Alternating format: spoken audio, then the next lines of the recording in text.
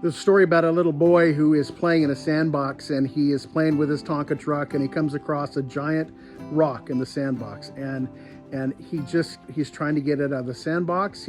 He's digging around it, he's pushing it, he's pulling it, he's taking his Tonka truck and moving against it. He tries to get a stick to pry it out. He just cannot get that rock out.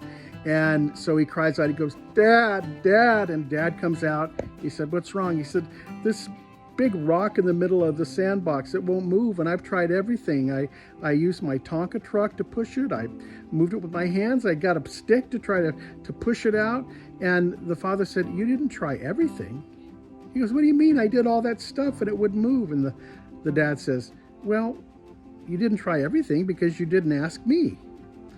And that's the one thing he hadn't tried. And so the father goes over and grabs the rock, picks it up, tosses it aside.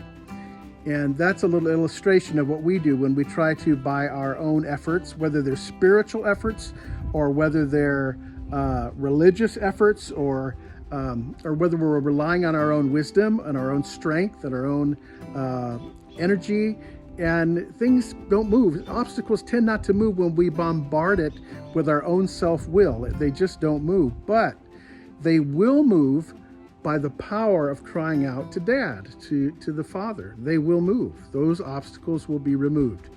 And the cool thing about this is that as I was thinking about it, I read this wonderful journal entry by John Wesley, who said that man could do nothing, absolutely nothing, without God.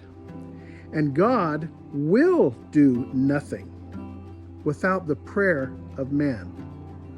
So when God wants to do something amazing, he's waiting for you and for me to pray for that, to pray that into being. He wants to cooperate with us and remove the obstacles in our lives. So I don't know what obstacle you're dealing with today, but I have great confidence and experience that those obstacles are not meant to crush us. They're meant to demonstrate what God's power can do in watching him remove it and enabling us to overcome it completely. Have a great day.